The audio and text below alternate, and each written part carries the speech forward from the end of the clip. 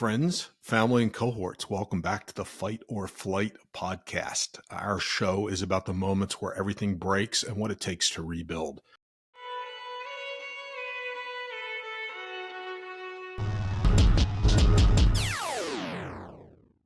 Today's going to be an interesting one, and we're going to talk about collisions. The collisions between war zone and the home front. The collision between a soul-crushed veteran and a broken-down horse. The collision between trauma and, in my opinion, the ancient primal power of a connection that can save a life. Eileen Shanahan is the president of the Warrior Ranch Foundation. Their mission is epic. They help veterans and first responders find healing through working with rescued horses. That sentence alone should stop you cold because there's something very ancient, even primal, about that connection. Eileen, it's a blessing to have you on today. Thank you for joining us. Thank you so much. Thank you for having me. I really appreciate being here today.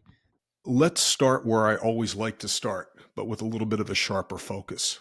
Mm-hmm. When you look at 22 veterans dying by suicide every day and a forgotten herd of horses, which one's silence spoke to you first? The veterans, and shame on us. Shame on us. Shame on this country for forgetting about our veterans. We have to do better. There's no reason for that number to be there. It should be zero. Was there a personal trauma or perhaps an unexpected moment of grace that made you realize this is a real issue? It's interesting. I'm a civilian. I want to be very clear. I'm a civilian, but I come from a military family. My father was a Marine, and I only say was. I always do that because once a Marine, always a Marine. But Always he's a now Marine. guarding. He's guarding the pearly gates now. So someone said he's still a Marine up there in heaven. So, but so I grew up, and my brother's in the Navy. My brother-in-law in the Navy. I have Marine and Army nephews. We have very military family, and firefighters and cops in the family, nurses. So we have a very service-oriented family. And growing up, my father, always taught us to respect our veterans constantly. You saw a veteran, you always said thank you for your service. We used to go to the parades, and we would always stand, we'd always salute them as they went by. So it was always, it was just how I grew up, and always giving back. That's how my parents always taught us growing up, is to always give back. And my father was part of the Marine Corps Scholarship Foundation, which is another foundation that I've been a part of. And that honors Marines by educating their children. It began in 1962. And my father was part of that. He was one of the original guys there. And he used to ask me to help him out in the background, like behind the scenes. And I used to help him out all the time. So that's how I got involved helping military. So that was the beginning of it.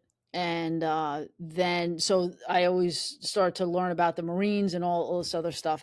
And then I got into horses at one point in my life, over 20 years ago, and I just loved horses. And my husband and I rescued dogs, and we rescued horses. And my very first rescued horse, his name is Warrior. So the name of the foundation is twofold. It's after Warrior, because once I got him, I knew I wanted to rescue more horses. But to me, it was sort of like a lottery dream, because it's a lot to do what we're doing. And I just need to be clear, I did not win the lottery. I just don't want anybody to think that. Anyway, so that's how that's my military connection. And then, you see on the news all the time that there's 22 veterans a day dying by suicide. And it's like, that's just like unacceptable. That's unacceptable. Yes. They are the reasons those men and women serve. And you and I can sit here and have this conversation right now because of them. I can go and play with my horses because of them. We can freely go into a grocery store and buy a loaf of bread because of the men and women who serve. We have our freedoms, and freedom isn't free. It's not free. And people forget that. We have less than 1% of the population in this country serves in the military. And people forget, we take for granted. I would say, like, the last 50 years in this country, we've really kind of taken our freedoms for granted. And people just forget about that. And we need to help. They come back wounded. They have invisible wounds of war, some physical, but there are some that are invisible. And our military was told, they should be able to take care of themselves. And it's hard to be able to ask for help. And what I'm happy to see is that people are now more open to, we're trying to take that stigma of mental health and not make it such a bad thing. It's okay if you need help. and what we do here at Warrior Ranch. So to wrap up what you said, that's my background with the military. It's my family, not, and it's my love and passion of horses that the two came together. Because that's what I said. I said, how can I take my love of country and love of horses and combine it? And I was starting to learn about equine therapy, and but then I knew I had a rescue horse. And Okay. what happened was I started telling the idea to some of the military people that I know. And I said, well, I would like to rescue horses and have you guys come and help us with the horses, whether it's a working ranch or whether you're here for a day or whatever, and then we try and adopt the horses out. And when I mentioned this to the first group of military that I was chatting with, their eyes lit up and said, "You mean I'm going to help that horse?" Because they had been to equine therapy before, and here I am thinking it was a brilliant idea and that nobody did it before. But they were already at an equine thing, and I was like, "Oh," I said, "but this is what we're doing." And they said, "Oh, you mean I'm going to be able to help that horse?" And I said, "Yes." And they said, "We want your program," and that's Wow. when I knew I was on to something because they were so excited about it. Because think about it, it's in their nature to serve and to protect and to help and to, Yeah. defend our freedoms, but they wanna always people who serve in our military wanna help. That's like their natural being.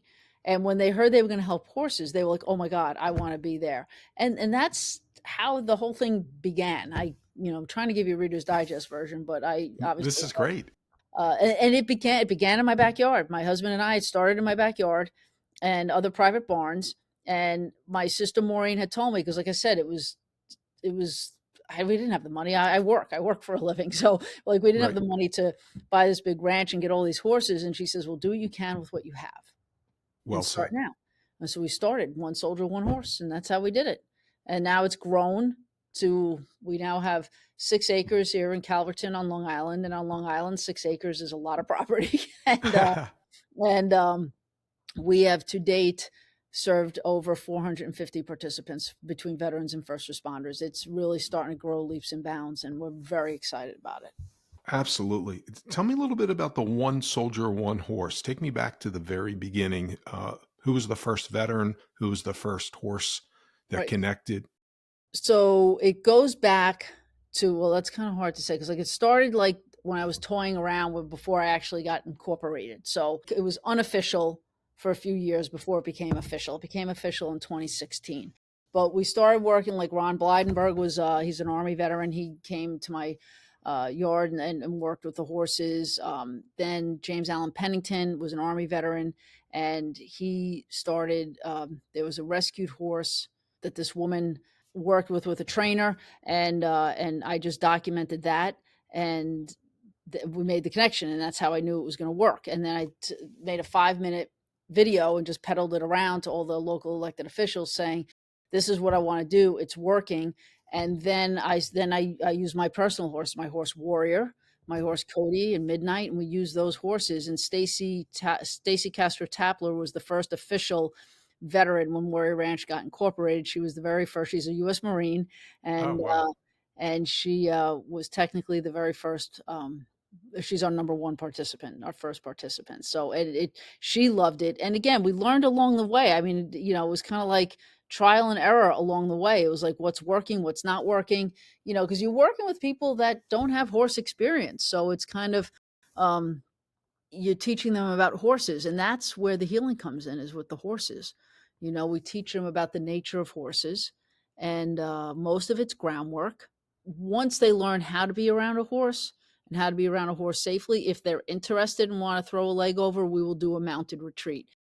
But surprisingly, not that many people want to get on the horse. So, so that's okay though. I mean, that's fine. Sure. We've made a Sure. few cowboys and cowgirls. We've Nice. had a few people that like it. The beauty of our program is you can do as little or as much as you want. Mm, If you just want to come and look at the horses, great. You want to come and just groom, fine. You want to learn how to ride, you want to learn how to be a cowgirl or a cowboy, we will take you all the way through the levels where you can go. And we have one guy has a horse. He ended up buying a horse. love it. Then somebody else comes around a lot. And so people learn to rope, people learn to drive carts, So we have like a whole range of programs and things that they do. And that's the best way to put it is we have a lot of fun, but we teach them about the basics of horsemanship, which is communication, and it's through body language. Are you familiar with horses at all? Do you know anything about horses? I am. Yeah, for sure. Yeah. Yeah, we're out here in rural Maryland, so they're Yeah. all over the place, and Yeah. we're feeding them and petting them and saying hi to them, and not riding, but definitely around them a lot. Yeah, so you may know some of it already, but horses communicate through body language. Right? We use words and body language, but we mostly use words. Like they don't understand English, but they understand body language.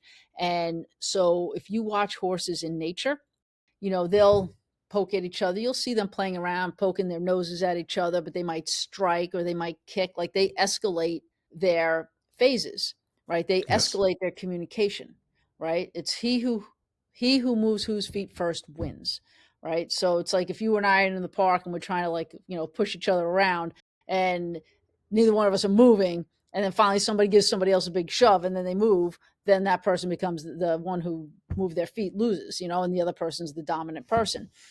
So, but that's how horses communicate, and they don't hurt each other because they're all 1,000 pounds. But when we as humans go in there and communicate with them, we have to use the same. That's the language they understand. So there were cowboy greats like Ray Hunt and Tom Dorrance and Bill Dorrance who studied, and then who studied the horses, and probably go back to the Indians. Actually, had it as well. You study how the horses communicate to each other, and then they came up with these programs. And then guys like Paparelli and John and Josh Lyons and Clinton Anderson and all that, they came up with programs so we can communicate to the horse without being mean. You can sure. communicate to the horse the same way they communicate to each other. And you do that through rhythmic and direct pressure. So I can look at my horse's hind end and he'll move it. Or I can do this, this is rhythmic pressure. And it Wow. gives him pressure, and he'll go like, oh, and then he'll start moving away, and then there's direct pressure where you touch them. And so we teach everybody the communication. And what happens is horses mirror our energy, right? And so you have to be congruent when you're with the horse. You have to be who you are. It's okay to be nervous, Right. but if you go, oh no, I'm not nervous. No, I'm fine. I'm not nervous at all. The horse gets confused because Okay. they they can read you Yes. from a mile away. Like, for example, if I pulled up into this ranch and was just stuck in a traffic jam because I live on Long Island and there's always traffic, and I Sure. get out and I slam my car door and be like, oh my God, like, that horse is going to be on the other side of the paddock because he's not going to want to go anywhere near me. Because if I try and go and pretend to be all nice, but I'm still all agitated, he's going to be like, I'm getting away from her, you know? Yes. So say that did happen. Well, I would try and sit in my car and breathe a little bit before I go out and see the horse because you don't want to have that energy. And most of us don't realize the energy we're giving off. Mm.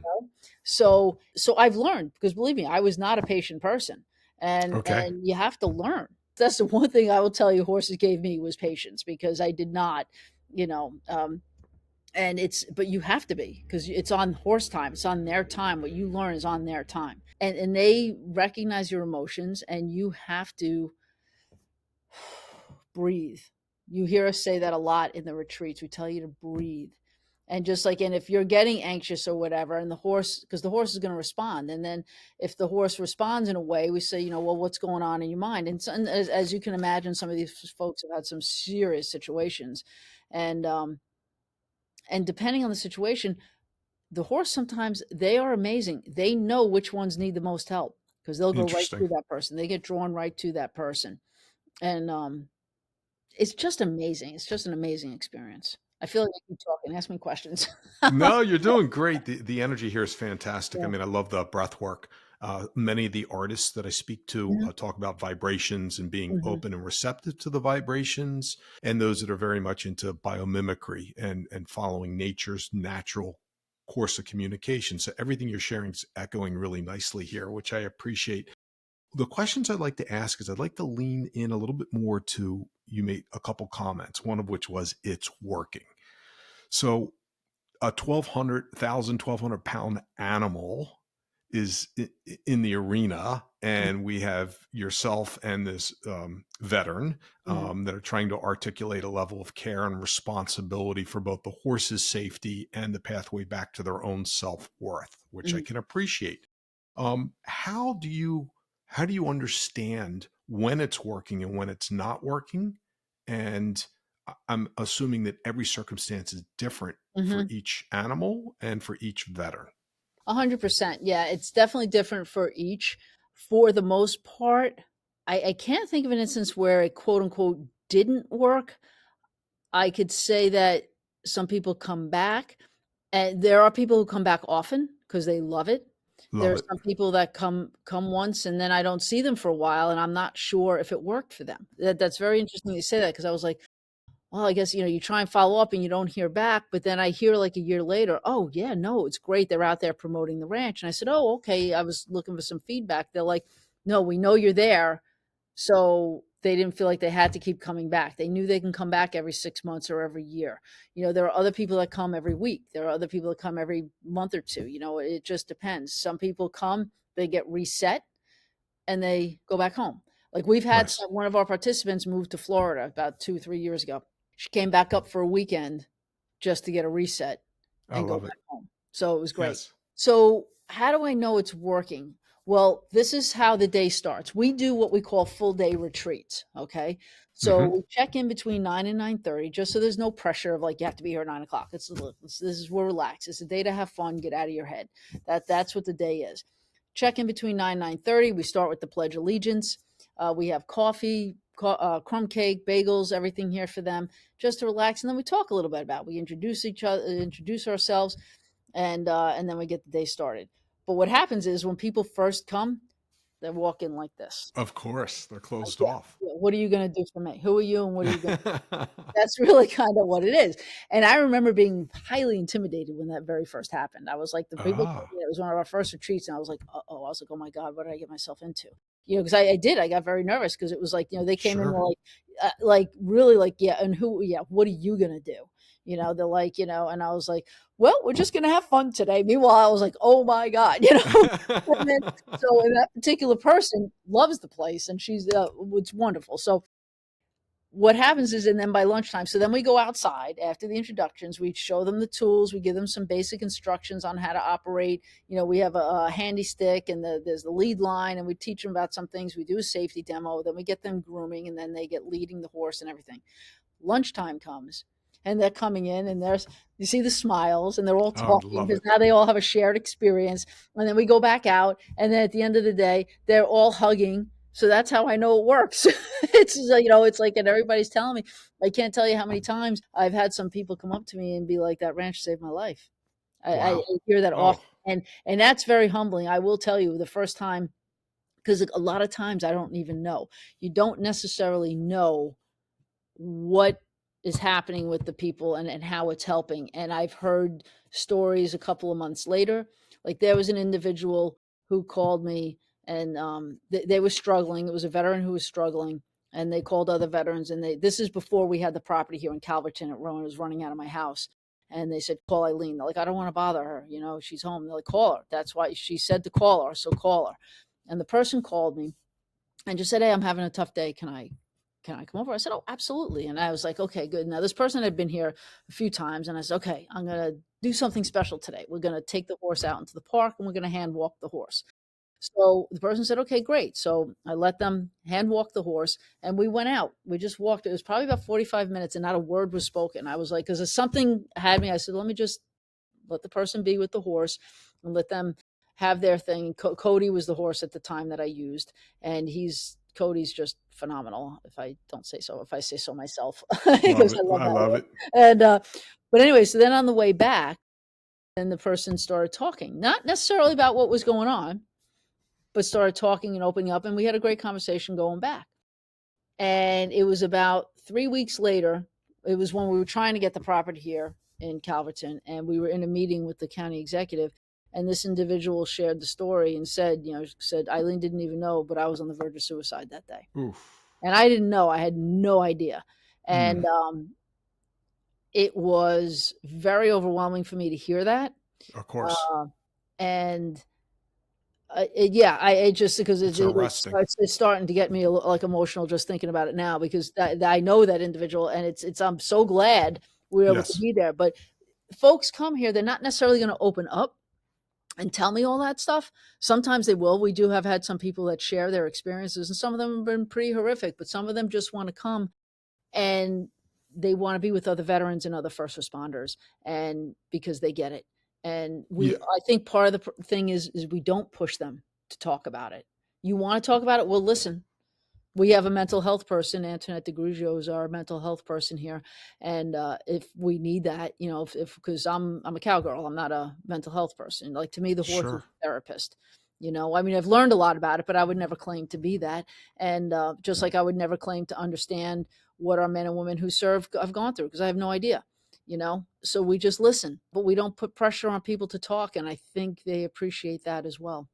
Yeah, a little feedback to share. So we Sure. recently had a guest that runs a foundation that takes veterans out hunting Hmm. to enjoy the outdoors. A gentleman, first name is Ty.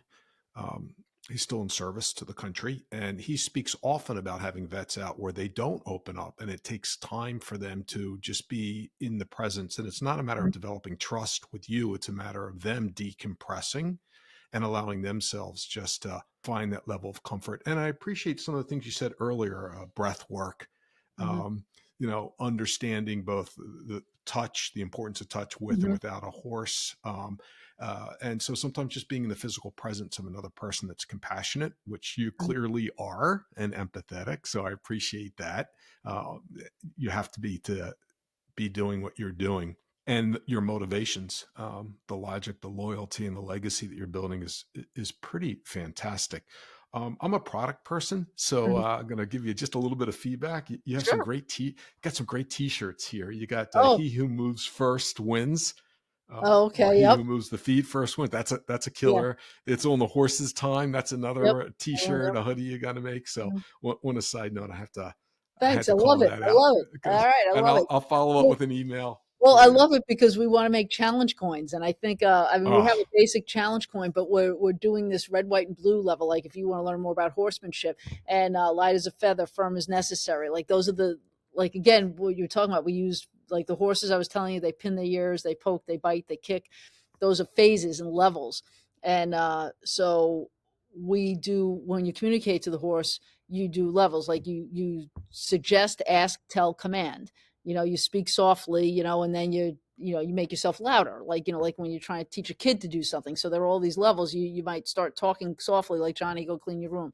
Johnny, go clean your room. Johnny, I told you to go clean your room. You know what I mean? So it's like, so you have that's how you communicate to the horse, because that's the language they understand as well. So, so light as a feather, firm as necessary is one of the phrases that we use as well too. So it's, I like that. I like that you're a product guy. Maybe we get some mugs made up too that have those sayings we on do, them. we could do, a Yeah. couple friends of mine sent me the seal mug, Nice, so nice. we'll help you. And I got a contact that'll help you with the challenge coins as All well. right. So Oh, cool. we're All in right. pretty Very deep. good. So Yeah. we'll hit that offline together for Yeah. sure. Sure. I'm really interested about lessons learned when you've gotten engaged and there have been some challenges, either because of a horse that's going through therapy on its own, sort of getting Hmm. comfortable in its new life, or a veteran that's been dismissive, not in a negative sense, but just not open or able to receive it. How has that affected you? Where's that tension been? And have there been any lessons learned that you've been able to apply moving forward? Right, so I can't, and I'm not being like arrogant or anything. There really haven't been too many people that have not gotten something out of this. Hmm.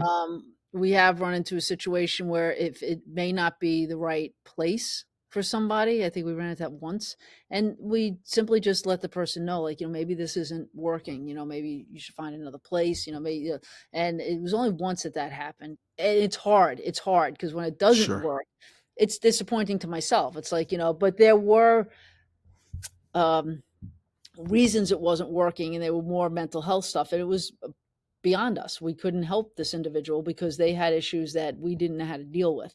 And so what we've done is sought mental health help, like ourselves. Like, I went and spoke to about four different, like, when the situation arose, I spoke to about four different mental health people saying, hey, this is the situation. Like, what am I doing? Give me some thoughts of what I can do. And it in the long run, it just didn't work out with this individual. So, and it was hard, but the individual moved on, and is doing okay now, so which is great. I'm very happy because our whole goal is to everybody to be in a good space. That's the bottom line. as far as the horses go, because they are rescue horses, so they come, and some of them have been in kill pens, and it's they come out, and it's like, you're taking them out of there, you put some weight back on them, and then they're ready to go. And then you like, you understand that their personalities come out, and some of them have been traumatized to the point that they would like almost shake. You have to. So that's where you really have to breathe and say, "Nobody, I just want you to stand here. We're just gonna like." I had this one horse, Ranger, when we first got him. All he like, you would pick up the lead line, and he would just start moving. I'm like, Mm. I just want you to stand here. Just stand. Because he was taught, he was trained very, very well trained, but trained very hard. And it was more out of fear. It's like, okay, what do I gotta do? I gotta go. Okay, okay. You want me to stop? Okay, I'll stop. Okay, you Oh, want me to go? I'll go. So, and that's, so it was like, no, bud, we're just gonna stand. And nice. it's, and he had a lot of emotional, and then when he realized, it's like, oh, okay, but he bucked everybody off, and we got riding him again, but he would still buck out of nowhere, and we couldn't figure it out. Like, why is he still bucking? And it's dangerous. I mean, you can get killed. I mean, so we don't want anybody getting Sure. hurt or killed for sure, with the horses. So we were blessed with Dr. Sarah Todd. She's at the Air National Guard locally here, and she's a veterinarian, and she came over, and she wanted to help us. She heard about the foundation, and of course, she serves, so she came over, Lovely. and she graciously x-rayed him every vertebrae down his back. Oh, So wow. he's got some compressed from all the hard work. So the bottom line is it treatable? Sure. You can give him steroids, vitamin B, you can work the top line and this and that, but you still will never know when it's going to happen. Like us, like if all of a sudden you Of get a course. bad pain, you're like, oh, ooh, right? But we can go, ooh, ooh. They're a horse. They're flight animals. Remember, they're prey animals. I mean, they're 1,100 pounds, but people like, they're prey animals, and we're predators. And that's nature. And so he feels that pain. He thinks something's killing him, and he's going to get out of there, and he's going to do it with you off his back. And Right. so in my mind, and as a responsible horse person, a responsible foundation, we have quote unquote deemed him unrideable, Okay. because somebody's going to, you just don't know when it's going to happen. Okay. Understood. So, but I don't want to say that that's because of his past. I think if you had a horse that you were riding all these years, and then all of a sudden developed what they call kissing spine, you might be able to work through that because he's your horse. But this horse already has an MO of, I mean, he does this wicked spin. Nobody's holding that spin. You're going off. It used to be a buck. We got rid of the bucking. He stopped bucking, but he's got this wicked spin. And it's just, and why do that to him? Because after it's said and done, he looks like he doesn't know what happened. He's like, I'm so sorry. I don't know why I just reacted like that. You ever see like a little kid get so mad and then is like, I don't know why I behaved like Yes. that. So I feel bad for the horse. So I'm like the lawyer for the horse. Like, I'm like, no, okay, I'm taking care of you. So what we do with him now, because he is so playful, he's such a good boy. It's called liberty work. So Liberty work. it's liberty. Yeah, you're offline, and Yep. you do some of it online, but you're offline, and he's on the other side of the arena. You call him over. He does circles around you. You kind of like dance with him. It's a different discipline. It's called liberty, and he's free. You're free, and you communicate. In an arena, and he does all these little things for you. So that's how we are marketing him. Is he's a liberty horse, and he does work. He has a lot of emotions. So that's the other thing with the horses. You have to read the horse to know who he can work with, because not Sure. every horse can work with every person, right? Right. So, and he can only handle like one person. We have other horses that can have three participants in a group, and they're fine. He can really only have one, because what happens is our energy, they feed off our energy. A horse can feel your heartbeat from 5 feet away. So they have that magnetic field, right? We have one, but a horse's magnetic field is about 45 feet. They feel our energy from far away. And if you have 3 or 4 participants that are feeling all sorts of different things, and he's feeling that too, it kind of, that's why we've learned with him, you can only have one participant with him.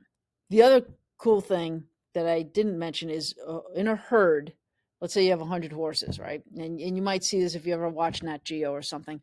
All the horses, there's always one leader, one number one, one number two, one number three, all the way down the line. And that's why when we're in with the herd, you have to be the leader for your own safety. You have to be the leader.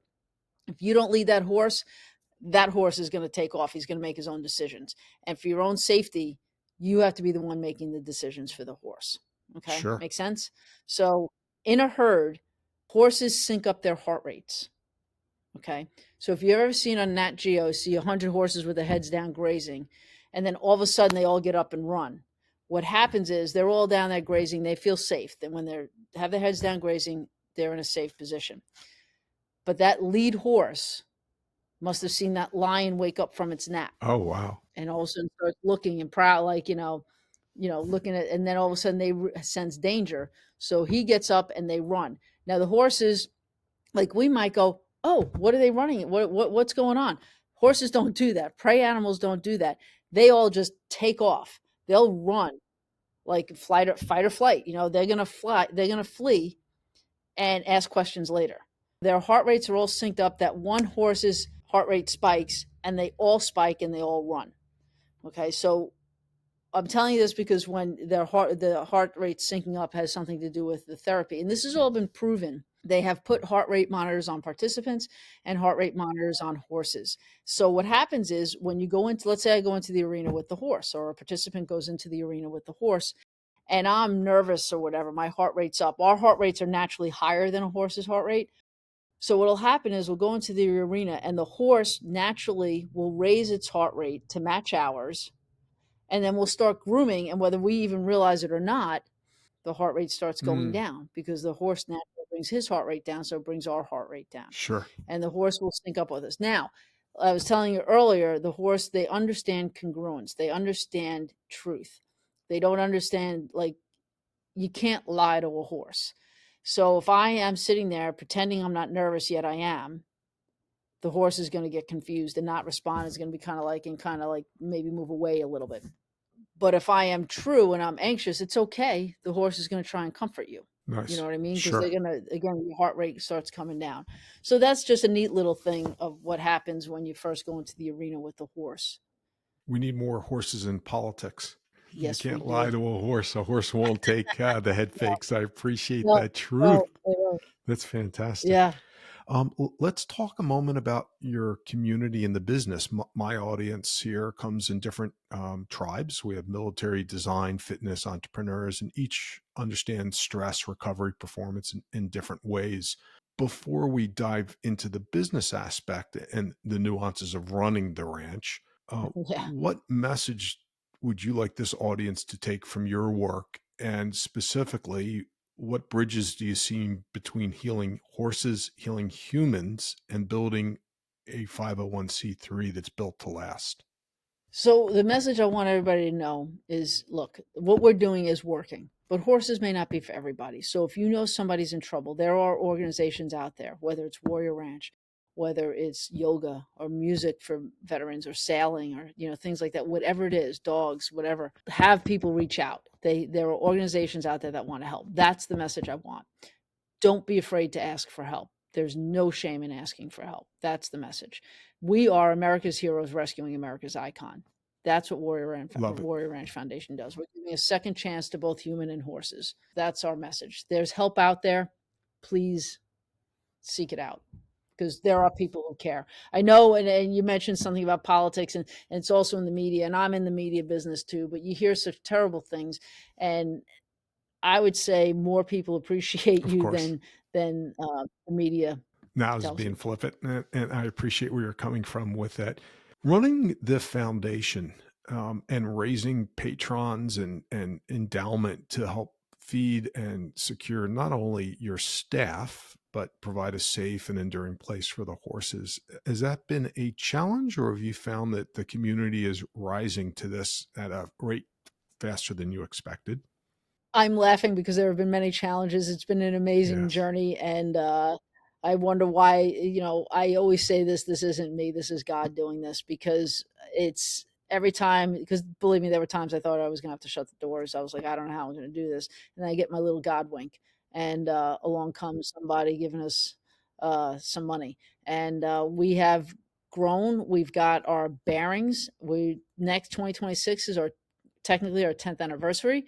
So we are celebrating that. And I think what had to happen, again, if I was in my backyard, people aren't going to give us big donations. It's in my backyard, Sure. you know? So now that we're here at a ranch that we lease from the county, we are getting donations. And one of the things that was very first taught to me when I first came out, and I went to, like the sheriff department has a, when, if unfortunately, if you get locked up, they have what they call a veterans pod, and they have a reentry task force.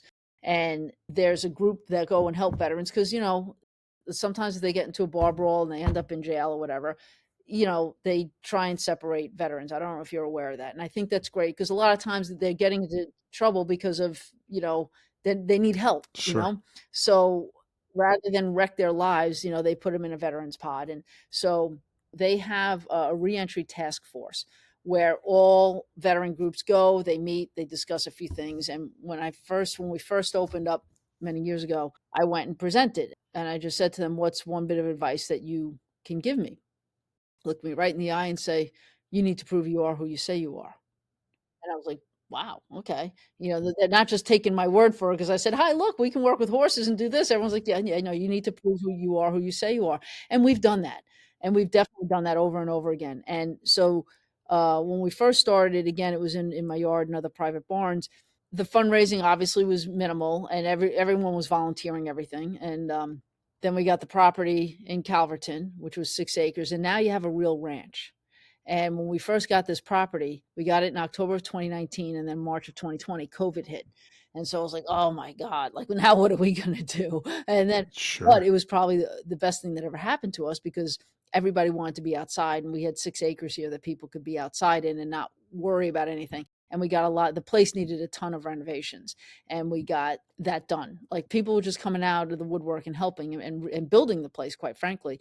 And that's where there was a lot of community spirit. Like first getting the property, there were challenges because believe it or not, people in the community were like, you know, they didn't want it. And we're like, are you kidding me? Wow. Like, are you kidding me? And, Wow. but it turns out, and what you have to find out, or what people have to realize when something like that happens, it's just one or two people. And because what happens is people we don't go to our government often or to the local town hall meetings and things like that.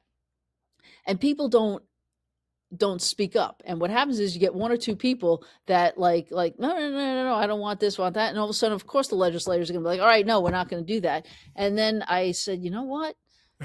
Let's let's deploy all our veterans, and they're going to ask everybody. Then all of a sudden, the legislators and the local town people got bombarded with like hundreds and hundreds of calls and letters.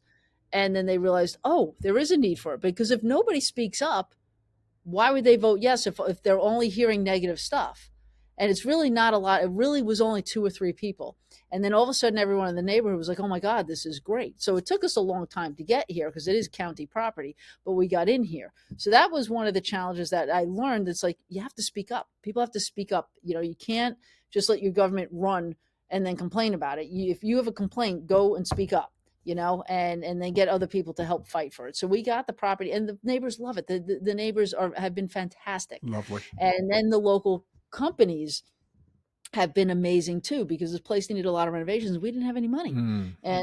And they graciously donated. And to this day, you know, how many years later, they are amazing helping us out. And there were a few times where it was like, oh my gosh, I don't know how I'm going to do this. And again, like I told you earlier, every time I was like, uh-oh, oh no, what are we going to do? And somebody blesses us with something else. I mean, you know, we have a beautiful sign in the front. The place is looking so great.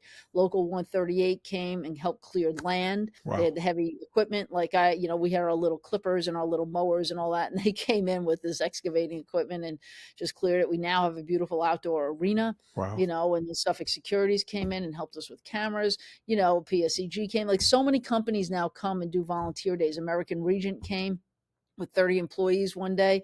They came in at 8:30. They split in half because we have two outer structures, and by 2:30, both buildings were repainted red. It was like, you know, Amazing. it's an amazing, amazing community. And I'm a faithful person, and this is all definitely God's work. It's not me. It's like, you know, but people thankfully are believing me and what I want to do. And we do want this to grow further. I would love for it to be a national thing. So we're putting a curriculum together where that's almost done. And we'd love to open up nationally. We've had folks up and down the whole East Coast have been here. So that's pretty cool. Fantastic.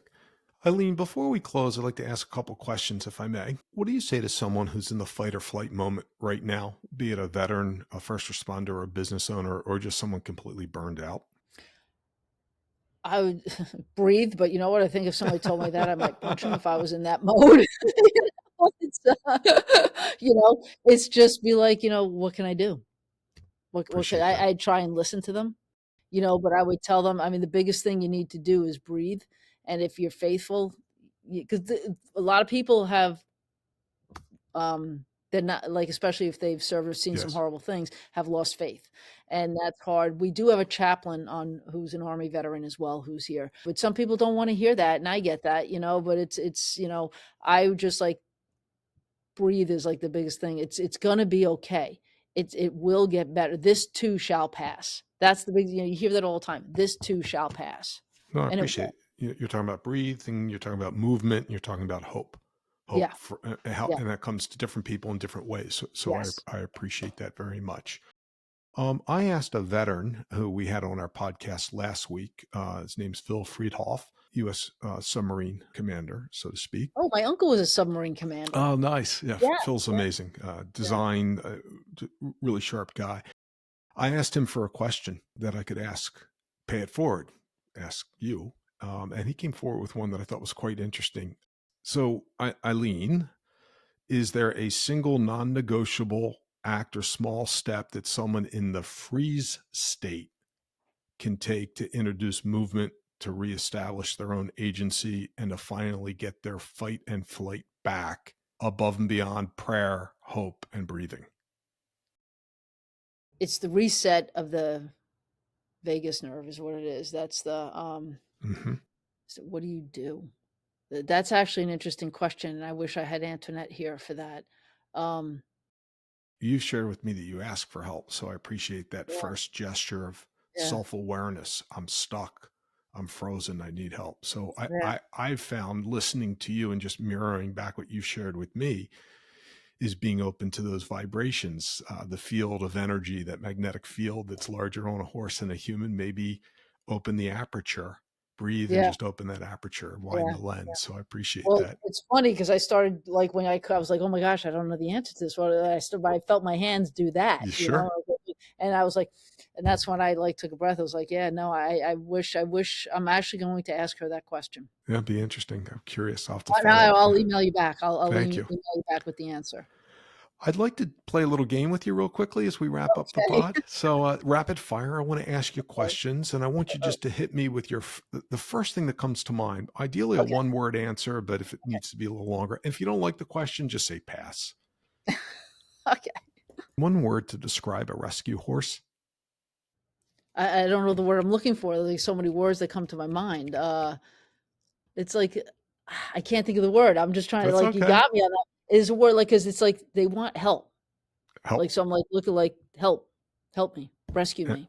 rescue me, empathy, love. One Yeah. word to describe a warrior ranch veteran.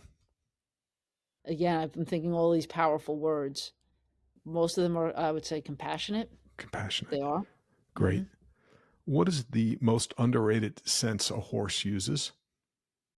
That from our perspective, Mm-hmm. or from the horse's perspective, From your I think people have no idea. We didn't talk about that. I would say underrated is probably their sight. People have no idea. They can see, their senses are so heightened. They can see so much further than we can. They can smell mm, so much better than we can. I would say maybe probably the smell, smell. because again, they'd smell something way out in the woods. We'd have no idea. Like here on Long Island, I don't pay if my horse gets a little nervous. I'm not worried about a mountain lion or anything. Right. So it's probably just a paper bag flying around, but they will sense something that's far away. Like they'll know that the deer are in the woods before I do. So Fantastic. smell, I would say smell. Equine therapy, magic or science? It's science. Science. It is. What? It's magical, but it's science. Of course. Most important tool in your barn? Knowledge. Knowledge. The smell of your ranch is what? manure. Manure. I I'm love it. kidding, I'm kidding. I'm kidding, it is not. The smell of it's, It's love. Come on. That's yeah, exactly there what you it go. is. It's love. Yeah, Favorite breed of horse? quarter horse. Most powerful sound in the arena? That's them. That's the hooves pounding. Love it. One thing you hope your own legacy will be? That we saved lives. What is the emotion that ultimately conquers trauma? Love. And finally, the best piece of advice you've ever been given. Do what you can with what you have. And that's how this Fantastic. started. That's how it started. Because I talked about it for years. For years, I talked about this place. And then my elder and wiser sister said, do what you can with what you have. And that's where we started with Warrior and people coming and just petting them. Eileen, president of the Warrior Ranch Foundation, thank you for your work, your heart, and your clarity. Thank you for your staff and your team. Thank you for all the horses. And for anyone listening, if this conversation moved you, please reach out. We will include content in the show notes as well as our social media handles, warriorranchfoundation.org. Every dollar helps a horse, a veteran, and our larger community to heal. Friends, family, and cohorts, this is Miles Jeffrey. Eileen, super grateful for you. I appreciate you Thank joining you. us this afternoon.